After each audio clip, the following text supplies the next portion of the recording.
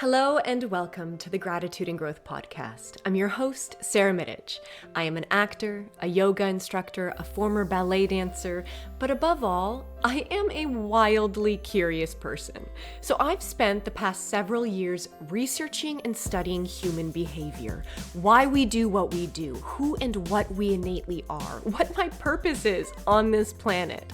And I'm here to share the insights and the tools that curiosity has led me to uncover, in hopes of helping you to navigate the inevitable ups and downs of your own life, and in hopes of inspiring you to become the person that you have always wanted to be. So pull up a chair or go for a walk, hop on that treadmill or go for a drive, and join me as I explore what it is to be a human being in this lifetime. Hello, and welcome back to another episode. I have a guest with me today that I'm super pumped to sit down and talk with and to have on the show, because we are going to be taking a different look at some of the things that I talk about on the podcast, and a deeper look into the science behind our brains. My guest is a computational neuroscientist. She serves as the founder of xSensa Labs and holds the position of Senior Director of Precision Psychiatry at Advanced Brain Monitoring. Her research is centered on leveraging contemporary brain imaging and computational methodologies to propel advancements in psychiatry. And what hits me the most about her introduction is that through her work, she aims to develop an objective, quantifiable approach to diagnosis and to empower individuals to take control of their mental well-being and unlock their full cognitive potential. Please let me have the honor of introducing Dr. Natasha Kovacevic. Hi, Natasha. Hi, Sarah. So glad to be here with you. I'm so excited about your podcast and the things you're exploring with it. And I'm really, really happy to be here with you today. Thank you. Thank you so much for coming on the show. Before we dive into the nitty-gritty of what I want to talk about, I want to start off by having you explain to me and to us what a computational neuroscientist is. Okay. Let me start with a little bit of my biography. So I started as a mathematician. So my PhD was actually in mathematics at Caltech. But I very quickly realized that I was far more interested in practical fields. And so neuroscience was sort of love at first sight for me. So I entered the field as a mathematician, and basically because of my computational background, I brought that angle to the research that was ongoing in Toronto at the time. And basically what it means is that we're trying to extract as much information from the brain imaging techniques such as magnetic resonance imaging, such as EEG, such as MEG. There are many different imaging modalities, but all these imaging modalities are a way of recording the brain, whether it's a structural scan, an MRI scan that shows the shape of our brain, or it could be functional imaging such as EEG, where we're monitoring the brain as it's doing different things. So we're basically recording how it changes its electrical output as we're involved in different things that we're doing. And then the job of a computational neuroscientist such as myself is to gather this data and to make sense of it, and then to revert it back in some sort of useful form. And that is where I'm really, really excited. That's what got me really to start a company. That's what's still a driving force for me, is this idea that these tools exist. There are ways for an individual to understand their own brain as it's moving, as it's changing itself, as it's reacting to different situations. And this window into our own brain, to me, is really exciting. And to me, that's a place where an individual becomes really empowered, where you start being in charge of what's happening inside of your head. And so, yeah, that is That's where I come from in this field. You just said something that has had the greatest effect on me in my life the past couple years. That is something at the forefront of everything I speak about, and that is that we have the power of what's going on in our brains, and we have the power over that. Can you talk to me a little bit about what that means on a day-to-day? Absolutely. So some of these techniques exist. I know that you're very familiar with yoga and meditation, but yes, Eastern traditions have looked at this inner world of ours and they've been looking at it for many, many generations. And they definitely have incredible amount of knowledge about this. Their knowledge is very experiential. You have to meditate in order to know what they're talking about. You have to advance through these different levels of meditation and through years of practicing and observing how your brain works. Eventually, I know that you're very practiced in this as well. Eventually, you start becoming familiar with how your thoughts are formed, how you react to situations, and then you start making this you start creating a little bit of a distance from it as well, so that you have time to change gears when that's necessary, right? That level of self knowledge is part of these traditions. Now, those are traditional tools. They take time. They're incredible, and I dwelled a little bit into them as well. They take a lot of discipline, a lot of discipline. um, because it just these disciplines, you need to spend some time in these things in order to understand them. You cannot just get this knowledge, just somebody tells you and suddenly you know.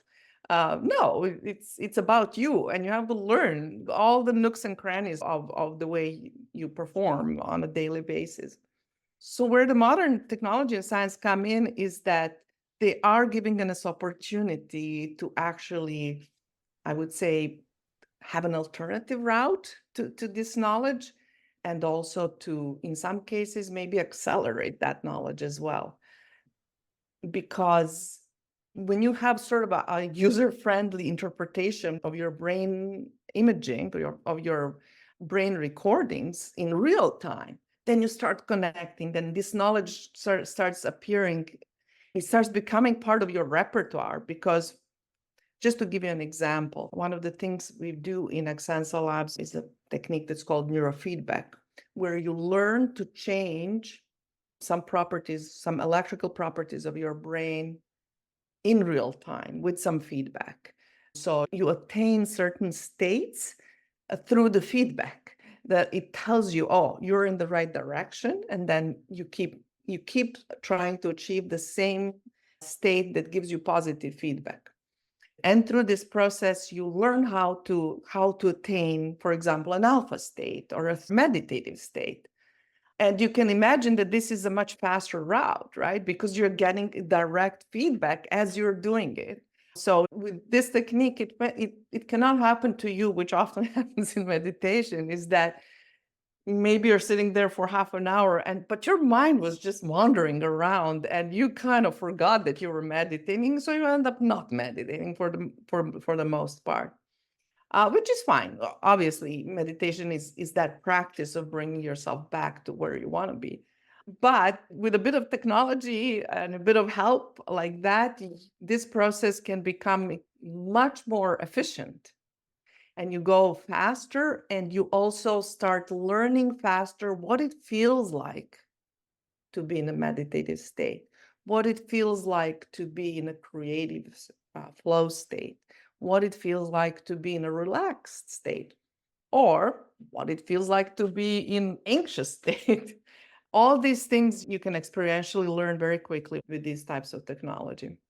And when you're saying with these types of technology, what are you referring to in specific? I mean, is this something that's readily available for people, this kind of technology? I've never heard of this, or is this something that's in development right now? So neurofeedback technologies exist since late 60s, and you can access them in several ways. One of the ways is you can go to a neurofeedback clinic, and usually people that have some sort of mental issue will go to neurofeedback clinics. It has been very, very successful in treating ADHD, and it's gone through the FDA approval by now. But you can also use neurofeedback simply for self-improvement, for creating that better version of yourself, for boosting your creativity, for boosting your cognitive abilities, for relaxing. If you're having trouble finding a relaxation state, if you're having trouble falling asleep, neurofeedback can be extremely helpful. So that's one way, doing it through neurofeedback clinics where you have a clinician. But lately, there have been a lot of movement in the consumer market as well. For example, you may have heard of Muse Band. They have been the first ones, or one of the first ones, that created a consumer-friendly headband and the app that goes with it that provides exactly what I explained. And this is basically Muse is providing technology-enabled meditation. So they'll help you go through meditation. And then what we do at xSensa is also based on that. We don't have our own hardware, so we provide a third-party hardware for this because it always requires some sort of recording device, something that is recording your brain in real time. And so the most common type is EEG. And that's what Muse is based off of. That's what we have also developed in xSensa Labs. And so this technology can literally show you parts of your brain. I mean, how your brain is acting in anxiety, in depression, in joy, in peace and bliss. Is that what this feedback technology offers? Not like strictly speaking, it could, but that is not how it's usually applied. Usually, it's applied in the way where you have a goal. You have a specific goal in mind. For example, your goal may be to meditate. Then this technology will guide you towards a meditative state. Or you may have a goal which is to improve your cognitive abilities. And that often happens with people. Let's say they get into late 50s, 60s, and they're like, oh, I don't know, not everything is the same that it used to be. I feel like I'm losing an edge. And these technologies can do that as well. They can you can literally drop like 10 years in terms of your cognitive abilities with a very Wow. quick intervention. I don't want to go too much into that, but basically these technologies exist, and my personal excitement about this, it is that the kind of perspective that it brings to all of us, it makes it clear to an individual that you are truly in charge. And when you catch yourself that you're going into sort of circles, or maybe things are not going well, being able to act on that and sort of reshape your brain back into where you want it to be, that I think is pretty incredible. Or to expand it beyond what you think you Yeah. currently have. Yeah, yeah, Okay, amazing. Thank you so much for all of that. Can we dive into neuroplasticity? absolutely. Can you define, for those who may not know or have ever heard of neuroplasticity, can you explain what that is? Sure. Neuroplasticity is potentially the most essential and the most amazing property of the brain. Unlike any other organ in our body, our organs are fixed. Your heart is your heart. It's today and tomorrow and the next day, it's the same heart, and it's doing the same things. But brain is the only organ that changes. It changes with time. And depending what you're doing, it will change the way it's wired. It will change the way it's performing certain operations, and it will even change the shape. Some things can become thicker in the brain, some things can become thinner in the brain, and some connections in the brain can become more functional and others can be less functional. I mean, that's an incredible power. And the word plasticity means malleable, means that it can change, right? And that is the essence of how the brain learns, because when you have an experience, the brain learns something from that. And if you have that experience many, many times, well, then the brain will dedicate a lot of resources to handling this experience, and it will become a well-oiled machinery in your brain. And depending what it is, for example, if you learn something, and if you keep learning a lot and getting your memory constantly challenged, your hippocampus is going to get bigger. You will thicken that part of the brain. There are many, many beautiful examples of that. And your brain will, yeah, it will literally change its shape. Now, that has good sides and bad sides, right? That was my next question, right? Is so essentially what you're saying is, yes, the brain can change, it can develop. And my next question was for better or for worse, right? And what dictates these changes? I mean, is it just what we're thinking about, what we're focusing on? Both what we're thinking about, what we're focusing on, what we're doing, like literally what we're doing. All these actions or all these aspects are going to I mean, the brain is never static. It's literally always changing. Sometimes a bit more and sometimes a bit less. But if you put a focused attention on a particular type of activity, then you will have a very definitive impact on the shape of your brain because you will focus on one specific aspect.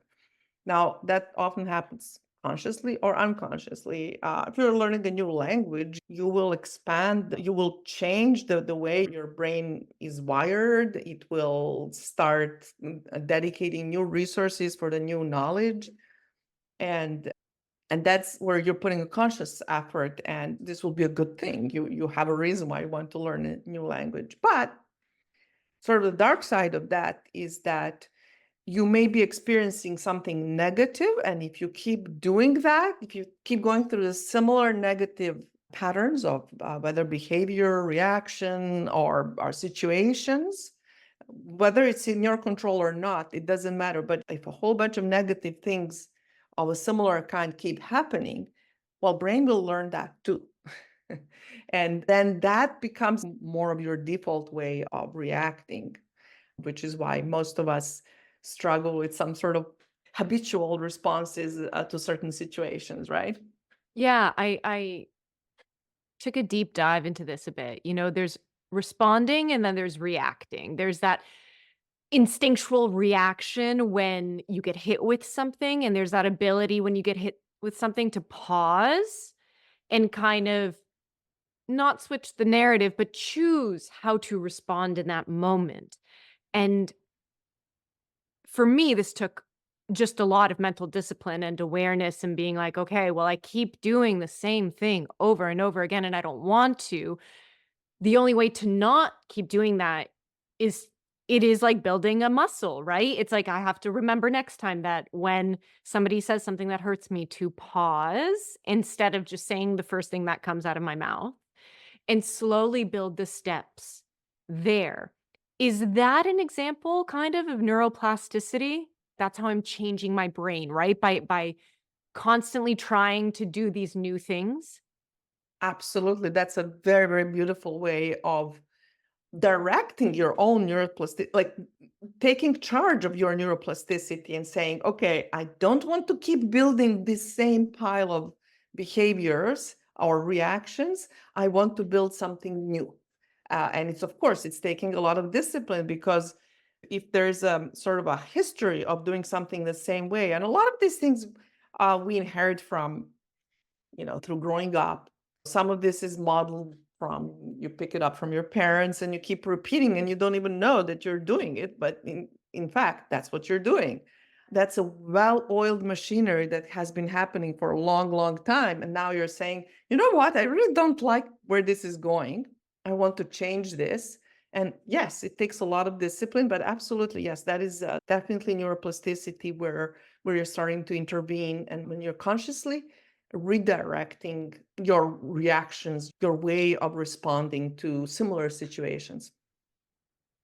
Is it so I've read a bit on the subconscious mind and how, humans now you can correct me if these facts are wrong, but how humans use about 5% of their mind, their brain, and 95% of their subconscious is still there. Now, when we're talking neuroplasticity and we're talking a bit kind of reprogramming that subconscious mind, those patterns, when someone is stuck in a pattern that they don't want to be stuck in, when somebody is maybe very pessimistic or is trying to break an addiction, whether that be an addiction to social media or our phones or electronics, what are some of the things that they can do at the beginning to start that reprogramming of their subconscious mind? Or if you want to talk about the subconscious mind too a little bit, feel free,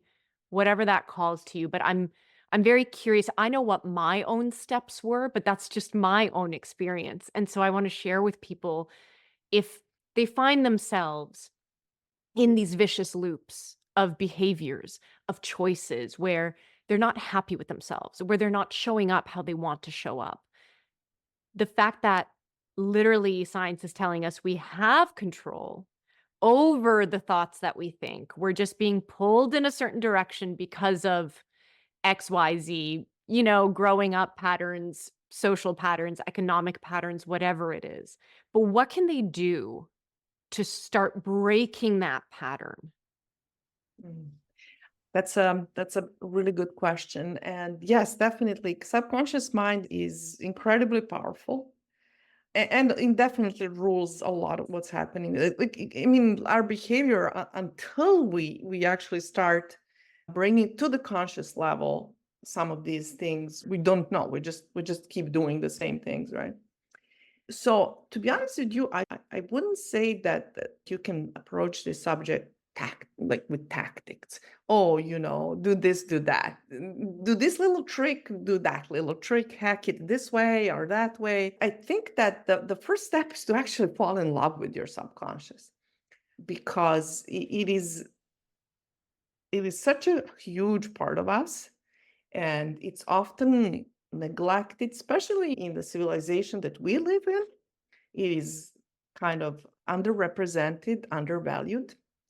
We have a little bit too much focus on the intellectual capabilities of a human brain, which are great and undeniable, but at the same time, we as a society, we reward intellectual activity, but less parts of our capabilities that are driven more from the subconscious mind. And how do you fall in love with your subconscious mind? That's the That's a question, great question. Yeah. right?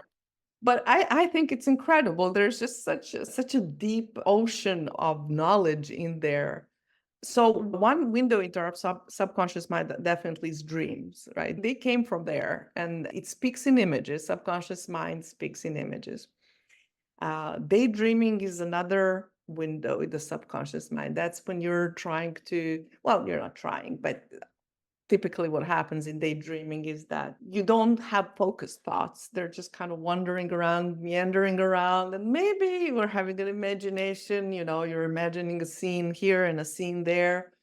Again, your subconscious mind is like really, really more free to roam around when you're in these kinds of states. So when I say falling in love with this I mean actually giving these activities, such as daydreaming, and two very special times of the day, which is before falling asleep and after waking up, which is when your intellectual mind is least active, so you have more access to the subconscious. So, giving these abilities and these moments in your life more elevated status, recognizing them as something that's really important and not something to be just skipped over. So instead of like when you wake up, instead of grabbing the phone to see what all messages came through the night, you just stay in bed for a few minutes and just enjoy that imagery that typically comes in and out. And then, you start if you start doing that, the falling in love part is in understanding that these images that are coming to you, they are some sorts of messages. They are expression of you. That is part of you that is expressing itself with these images. And instead of kind of pushing it down and telling it it's not important, if you're in a creative field, you know how important imagination is, right? But even for people who are not in creative fields, imagination is something that allows our personalities to come through. I mean, ultimately, what a being wants. A human being wants to be expressed. That's really a very strong desire in all of us to actualize our potential, to actualize abilities, to have a way of expressing itself in the world. And no matter what field you're in, I think that imagination is a really crucial part of that. And it's your highway to being able to express yourself, to actually also have a guide in making decisions in life. And I'm sure you yourself have been in many situations in life where you had to make decisions, and that intellectual way of making decisions is really hard, and it always leaves you feeling sort of uncertain. Did I make a right decision? Did I not make a right decisions? All these pros and cons, they pile up very quickly. This, computational way of analyzing situations is not very easy, but instead you have this whole subconscious of you. And if you had spent time developing it, appreciating it, and letting it do whatever it wants to do, it will show up in your life for sure. Now, would you say your subconscious mind then this is so interesting for me. Would you say that it's also an avenue for your intuition? If it's an avenue for your imagination, is it also an avenue for your intuition? Specifically speaking of, let's say you do have to make that decision, whatever that decision is. And so many times we hit pen to paper and exactly what you said, pros, cons. If I do go this way, here are all the pros. These are the cons. For me, I find now that whenever I need to make a big decision, the first thing I do is I hit the meditation mat because I try to listen to just what's within me. And so I call that sometimes intuition, where I'll say a download came in, a creative download, something came to me. When you're talking imagination, are you speaking about that part of us as well? Yes, imagination and intuition, yes, they're very connected. They're different faculties, but very, very connected, and very connected to the unconscious mind for sure. Yeah, meditation, like what you're describing, meditation is definitely one way of developing both of these faculties. And again, you're going back to neuroplasticity. The more time you dedicate to something, the more it will flourish.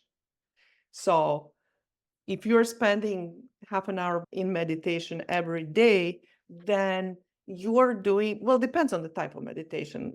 Sometimes with meditation, it's a little bit one word for everything, but there are different types of meditation.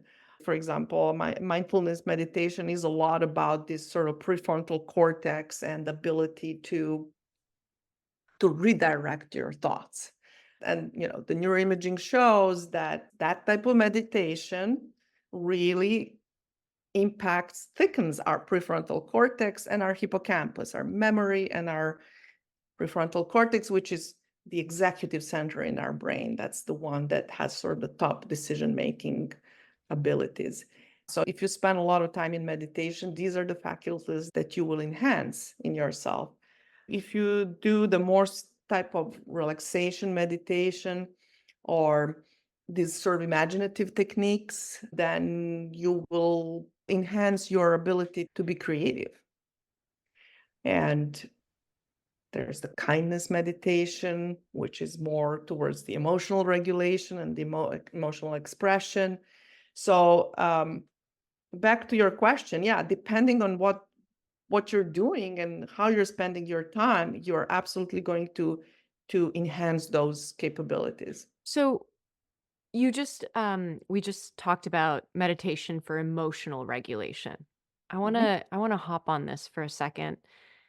Can you talk to me about if this is in your field, and it may not be, but it just came to me, but in the sense of it's so easy, I think, for us to be taken away with our emotion.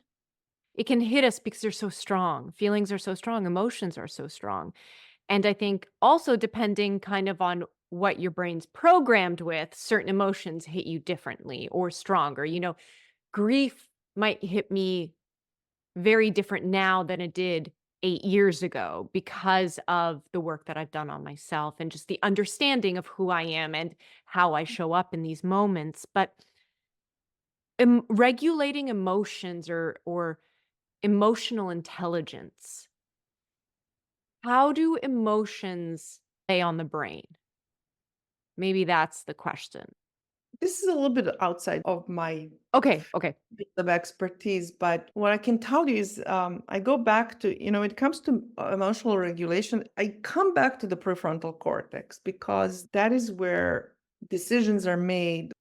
So, for example, if you find yourself in a situation that's creating strong emotional response from you, a prefrontal cortex that's healthy and strong may want to intervene. It depends. It could be negative emotion, it could be positive, it could be many different situations, but prefrontal cortex is the place where that can override some sort of reflective or reactive response to a situation. So this overriding ability, or it can also be the one that enhances. So it could be that there's a positive emotion, and you may have developed uh, a habit of suppressing these positive emotions, right?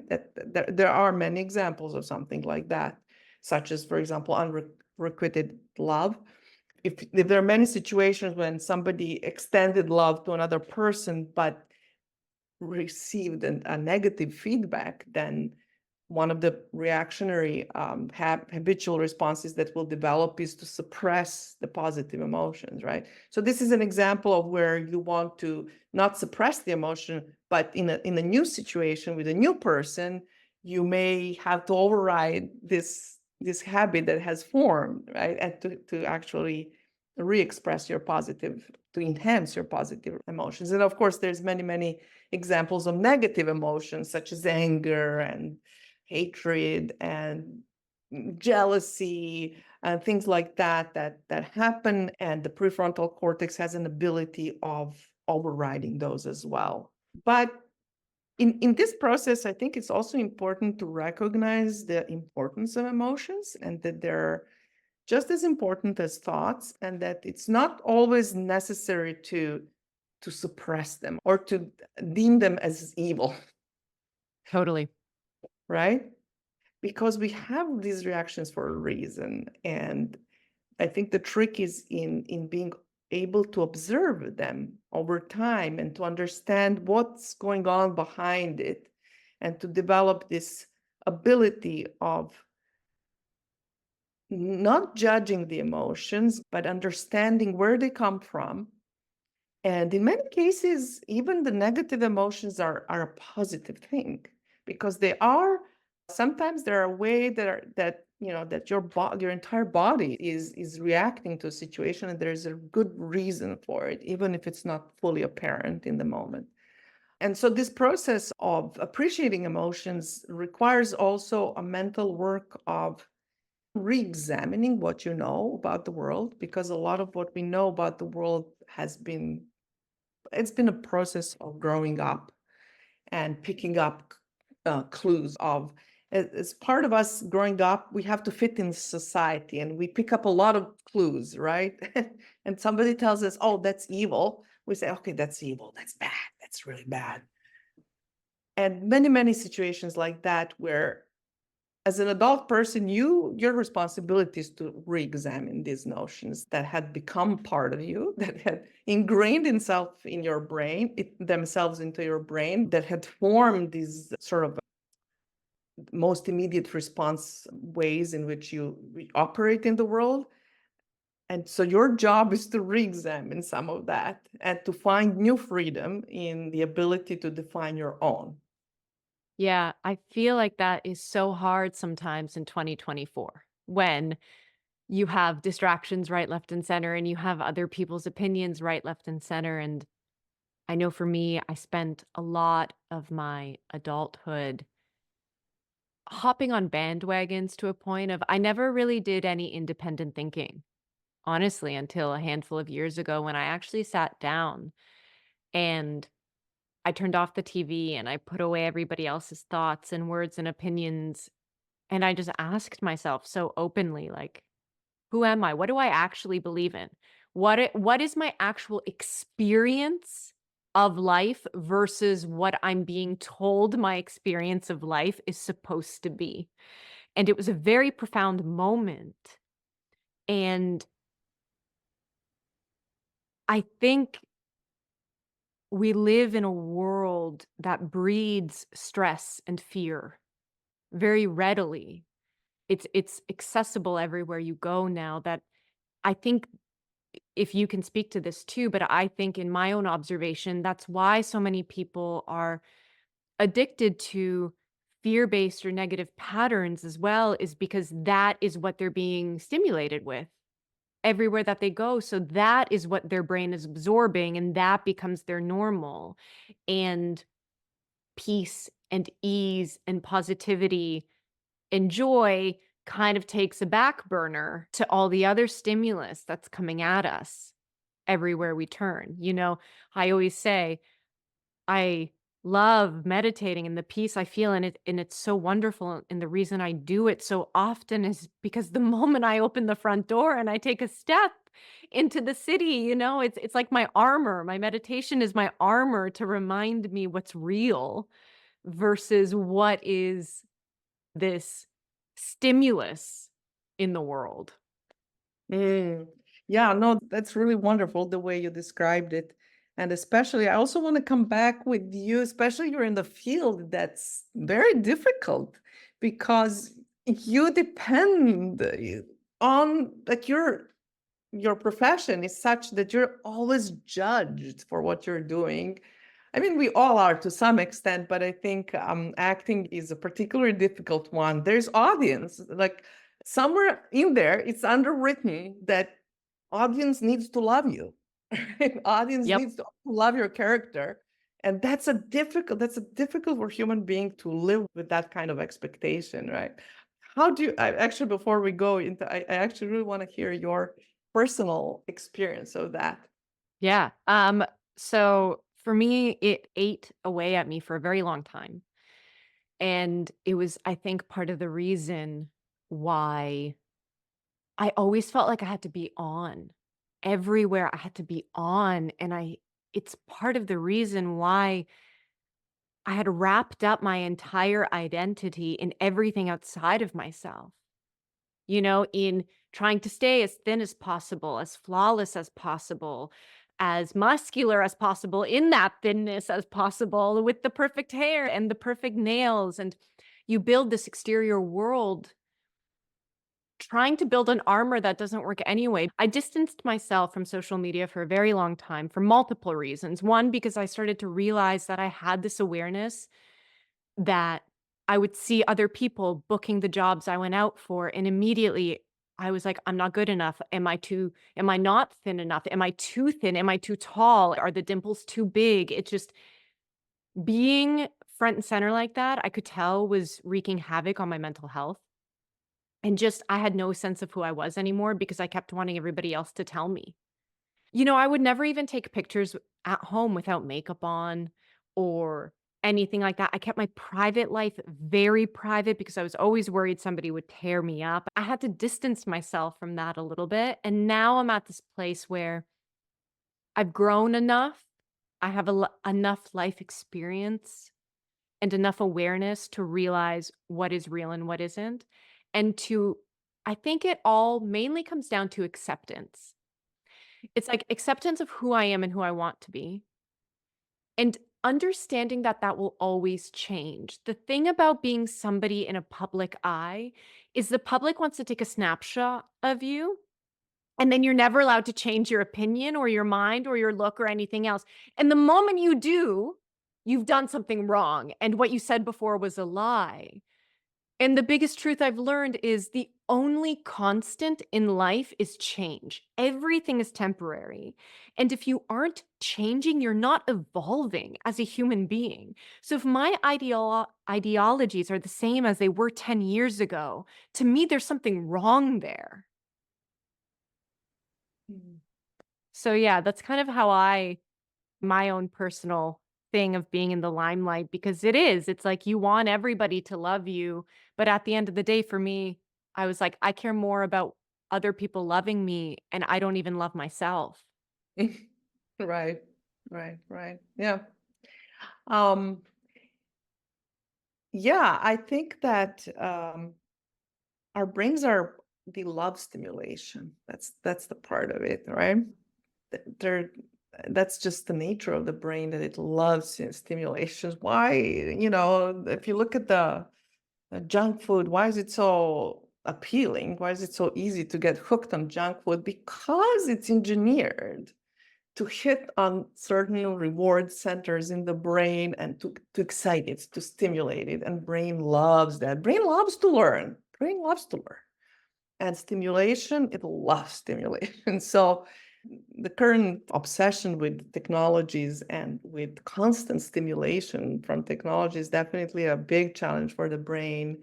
Evolutionarily speaking, this is probably the first time that humans are basically not tolerating boredom. They're not having any downtime. There's always some form of stimulation happening. It could be eating, or it could be being on a computer, on the phone, but there's always something. The tolerance for boredom is down to zero, right? And But with that, I think with the boredom, if I may for a moment, I think with that comes patience. You know, we live in a world of instant gratification and instant stimulation that I think a lot of us have lost true patience on things. And to be bored, I mean, right now, if you're not doing anything for 60 seconds, the boredom sets in. Whereas I think when I was a kid, at least I'd give it an hour or so, something before I absolutely give up and need to be stimulated with something else. Do you think it is mainly the technology that's accessible that has brought up this like addiction to stimulation more than it has in previous years? yeah, and I think that I think any being would fall prey to that. Like if you keep stimulating it, it will respond, it will lock into it, and it will love more and more of it. It's a perfectly natural response to the environment that is so stimulating. But that's why I think people at the individual level you have to take charge of that as well and be aware of the fact that this brain's great capacity to learn and to get excited with stimulation, it goes overboard when it's constantly going on. And it's part of a mental hygiene to simply put limits to it, and to engage in other types of spending your time, such as walking outside, such as daydreaming, such as meditation. These are far less stimulating. Like at the level, if you measure stimulation, it is less stimulating, but at the same time, without doing these things, you keep driving your brain at the same frequencies all the time, and you lose capacity to feel more grounded, to feel more connected to the nature and all these things eventually, not right away, but eventually, if that keeps going on, then there will be a price to pay for that for sure. And what Uh, price would that be? What would happen? What happens to the brain when it's constantly go, go, go? It's constantly under that level of stress. What happens to us when we don't give us ourselves that break? so anxiety is the first thing that happens because you keep engaging in the same brain circuitry over and over again. It is, certain type of attention, certain type of excitement, certain stress. So you pretty much over-exercise one aspect of your brain function at the price of not having enough of another. And it's kind of like, imagine if you constantly went and did the same movement all the time with your hand, with your arm. Well, that arm would get very thick, but if you didn't do any other movements, you will look like a deformed human being. and there will be a price for that. So the same thing with the brain. You have to give it a balance of activities in order to have a balanced approach to life and to prevent anxiety and prevent what also happens, I think, is with this low tolerance of boredom, is that people end up engaging in like binge watching TikTok, binge watching Netflix or whatever. And that's kind of fun for a while, but then at the end of the day, it lets you feel empty because you have not had a chance to express yourself through that entire time. You have been just on the receiving end of stimulation, and you, like, all this information just kept being dumped onto you, but you had no expression of your own during that time. And then again, for the human being, not being able to express itself is an unhappy place. Then the anxiety also hits because you could have used your time differently, but you didn't. And then, there's a whole cycle of anxiety that goes with these types of habits.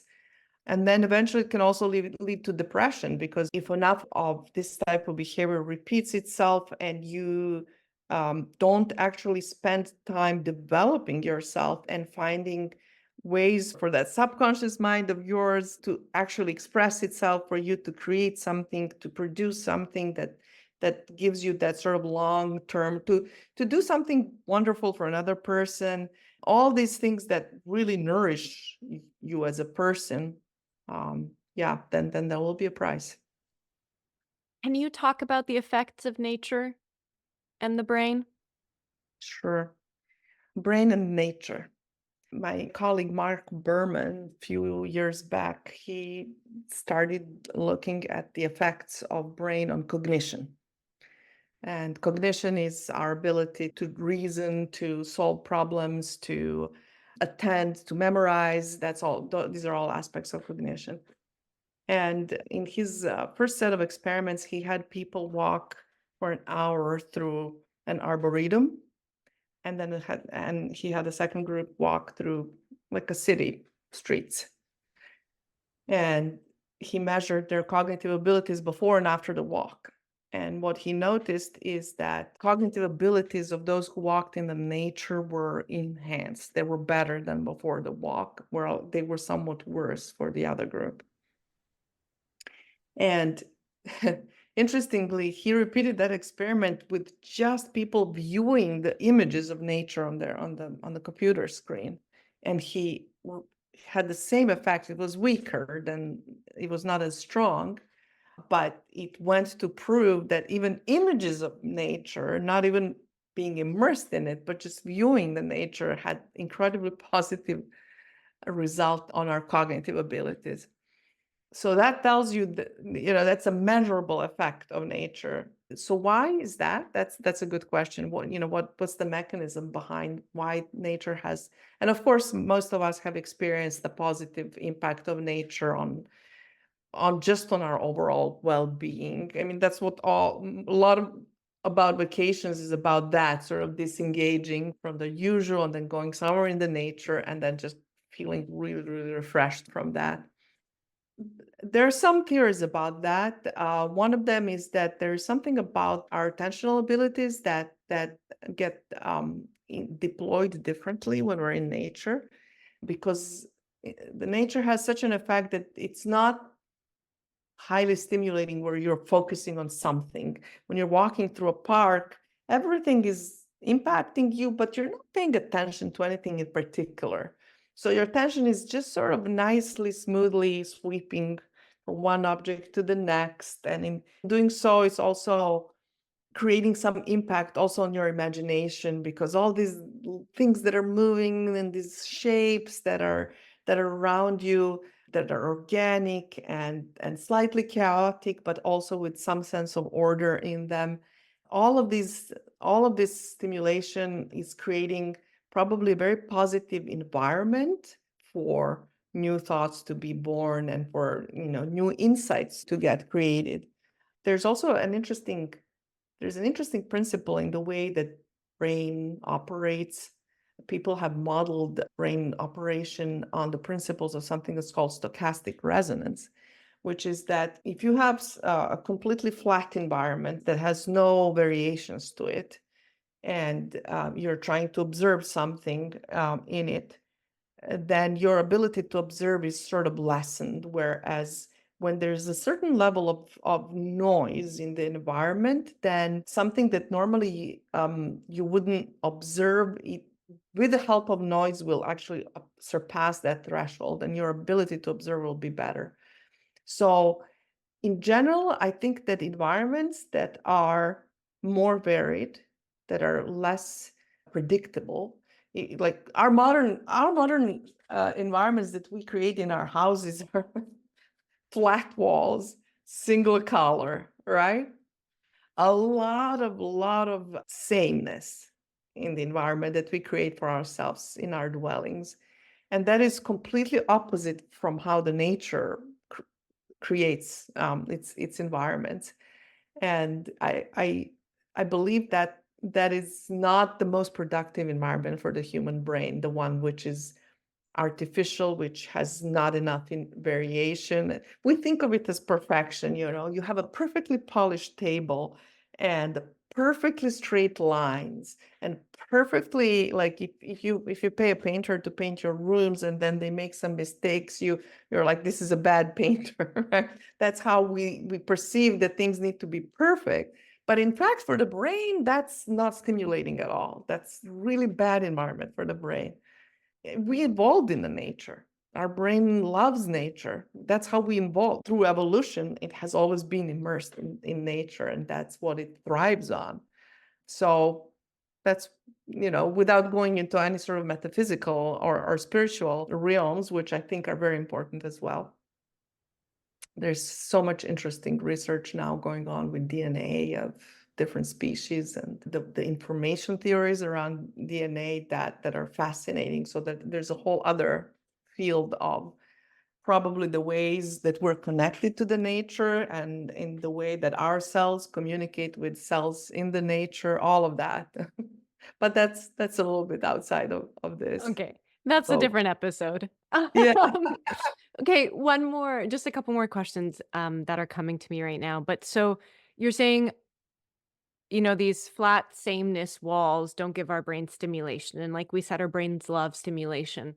And so nature is one of the more positive stimulants that we can give our brain, Mhm. right? Yes. Um, can you think of, off the top of your head, any other positive stimulants? I mean, I know we talked about being bombarded and stimulated all the time with technology, but what are some positive stimulants that have an effect on the brain? Well, art is always there. Music, art, visual arts, those are the kinds of stimulations that, again, just like nature, there's a lot of research that shows that these types of exposures have incredibly positive effect on the brain. So there's no question about it. When we say positive and negative Mhm. effects on the brain specifically, are we talking about like positive effects develop certain parts of the brain that will lead to longevity, that will lead to memory retention, and then negative parts lead to negative effects of that? Yes, yes, that's how I was referring to it. And cognition is a really good capability of the brain because it's very measurable, and it's like really easy to measure cognition, memory, attention. These are very easy to measure, they're very precise. So the research that I was mentioning earlier is great that way because you can measure it, as opposed to other capabilities like, for example, creativity is very difficult to measure. And there are some tests of creativity, but I got to tell you, there are very few and apart, and we all know that they're not good enough. It's just really, really difficult to measure creativity, probably because the idea of measurement goes against the idea of creativity to begin with. But that's another subject. So, but keeping things simple, what does it mean to be positive is, again, I'm speaking as a scientist, if you can measure positive effect, of course, there's a subjective expression of a subjective way do you perceive yourself before and after being exposed to certain environments, and you can have your subjective measurements, which are more important than anything else, obviously. So there's a lot of who do you know a person who doesn't like to be in the nature and who will not say that it has a positive effect on them? You can also again, I'm going back to the measurement, to the scientific method where you can measure hormone levels. If that's cortisol is up, that means the stress is up. So we would associate that in many situations with a negative effect of something. So and you can, and again, for that, there's also a subjective way of feeling. Do you feel better or worse uh, after engaging in a certain activity? I had a thought about cognition that it's often overlooked. When people speak about mental health, I think sometimes there's a little bit of an overemphasis on emotions. And I think that cognition is just as important because, and I'll tell you why, and I've seen it, I've seen many transformative experiences for people that once they enhance their cognition, that sort of triggered emotional regulation as well. It triggered a whole bunch of processes that had positive impact on their mental health, even though the focus was on cognition. And I'll tell you why, because cognition is it's more than just like doing a math problem or doing a memory problem or anything like that. So any sort of decision making that we do in a daily life, that's all part of the cognition. Intuition is part of cognition, if you want to put it that way. It is. So having a strong cognitive apparatus, I think it's a real key for mental health, and it can, through a very strong cognitive apparatus, you can override any sort of difficulties. And how do people come out of addiction? There has to be a strong cognitive decision made that I'm going to persevere in something, which means that you will be constantly overriding some sort of automated response that had become addictive, right? Whether it's some kind of chemical or technology or whatever. So having that strong cognitive apparatus, to me, that's the number one for mental health. I love that so much, especially because, my grandma had Alzheimer's, Mhm. dementia. I think a lot of people around me in my circle, their grandparents right now are suffering from the same thing. So that being said, in keeping that cognitive function, to the best of its capabilities and lacing that in with also, the positive effect of nature and art and creativity and expression and imagination. Are there specific exercises or things that we can do to keep our cognitive function optimal, like, to keep it at the best that it can be as we age, as we develop? I'm in my mid-30s, so, what's something I can be doing right now to if you can talk to me a little bit about those kinds of tools as well. Absolutely. So I love the question, and I think it's really important to spend a little bit of time on that. Yes, absolutely. There's a lot that can be done to enhance that cognitive apparatus. Definitely physical exercise. I think most people know that it has positive effects on cognition. Meditation is another one that we already mentioned. And there's also an importance of continuous learning. So, continually acquiring new skills, whether you're going to go to school or you're going to become a yoga teacher or you're going to learn a new language or you're going to change a career, continuous learning. And in fact, there's research that shows, because people have studied superagers, these are people who live long and their brains operate as if they were like 20 or 30 years younger. They have incredible abilities, no matter how old they are. So what is the secret of superagers? One of the things that they're always socially active. There's something that they're always involved in that involves other people. which makes sense. Again, that's part of the human nature and sort of these interconnections with people, and it gives you purpose doing things that are somehow connected to other people and sort of stepping outside of yourself. And the second one is challenges. See, challenging yourself throughout your life is a very, very good way of keeping your brain sharp because and that's another thing they had found with super agers is there is you will sort of see the trace of always being challenged, always being on the edge of whether I can do and meaning serious challenges, not just like a little challenge, but a challenge where you're not sure if you're going to make it. Okay, so wait, can you get specific here? Because my imagination is taking me all over. So when you say like a serious challenge, like are we talking about like triathlon or are we talking about hiking Machu Picchu? Are we talking about what are we talking about? Yes, it could be that. It could be those physical challenges. It could be also switching a career. And you're saying, you know what? And that's often scary for people, right? But there's something that you really want to do, and then there's a whole bunch of fear, and you're kind of comfortable where you are. You're making enough money. You know how things work. You're good, but part of you would love to change the career, but you don't. So if you do, that's going to be a major challenge. You are going to take a lot of unknowns. You have to launch yourself into an area that you're not comfortable with, and that's a major challenge. It's another type of major challenge. Changing your life circumstances, having to reinvent yourself all the time. Those are all I'm those are sitting over all here like the reaching my arms up because this is what I have committed my life to is to like ever evolving and continuously changing. So that makes me feel happy to hear you say that that will also aid in my longevity.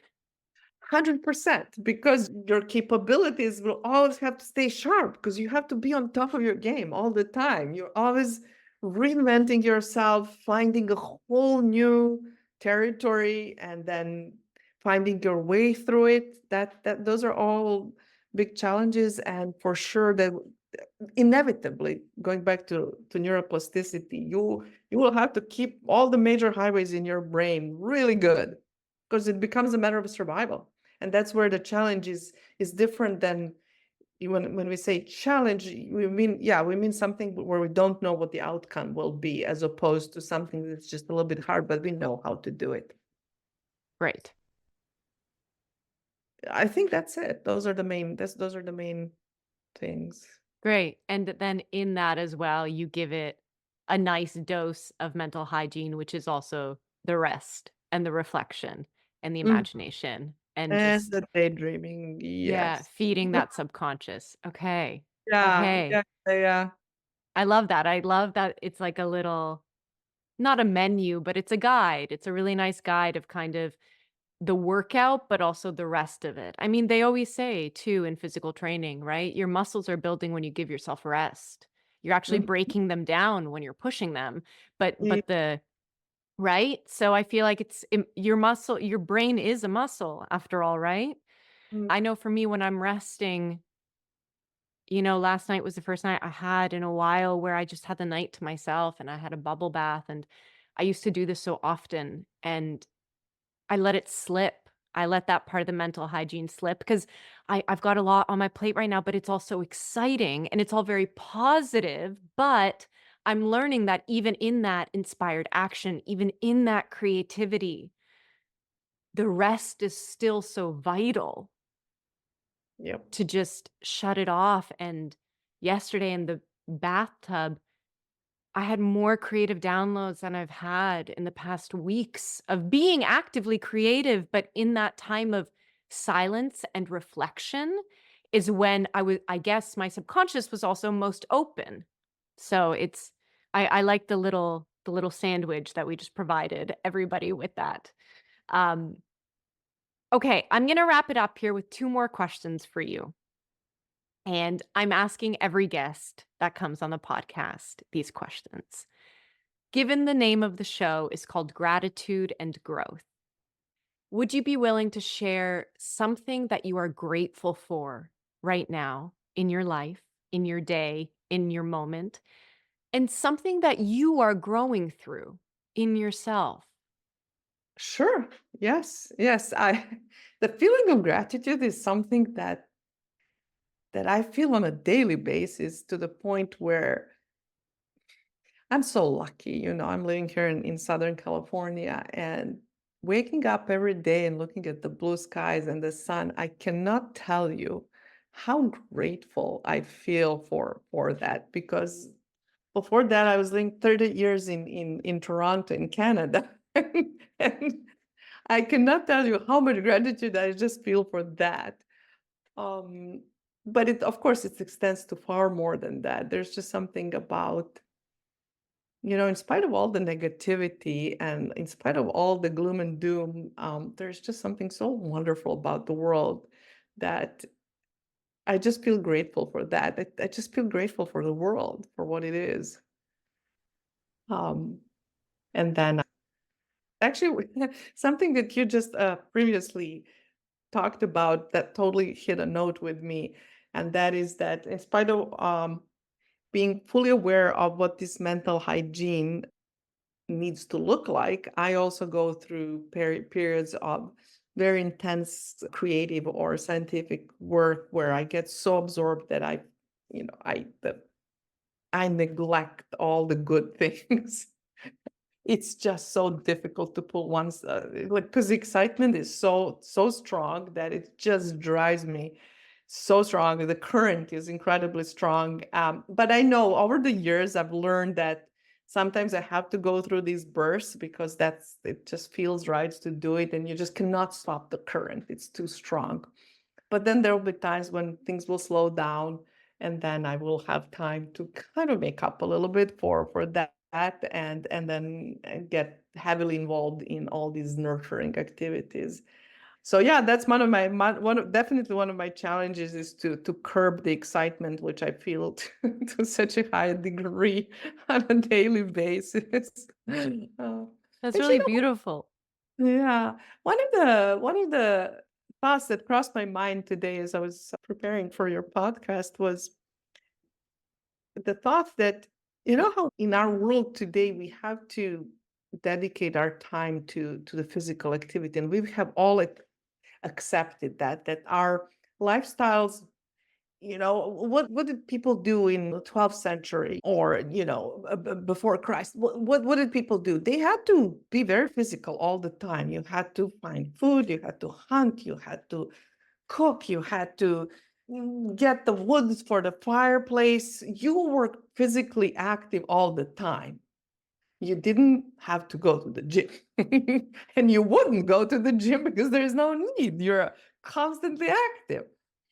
And so we had accepted in the modern world that in order to stay physically fit, we have specialized places where we go and we dedicate our time and effort. We accepted that this will need effort and discipline, but we have to do it.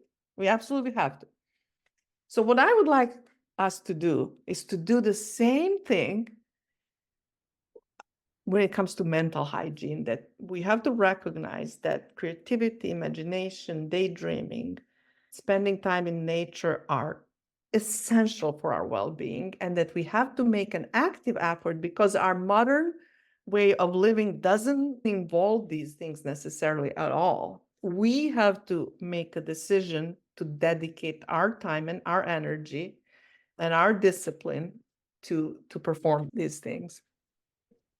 I completely agree. And I think when we do, that is also when we are at our happiest. If you think of all the times in your life, sure, okay, this can be subjective, but I'm pretty sure if we pooled the data, everyone who indulges in nature, creativity, art, expression are naturally happier people than those who do not, than those who suppress it, than those who are only in front of a screen.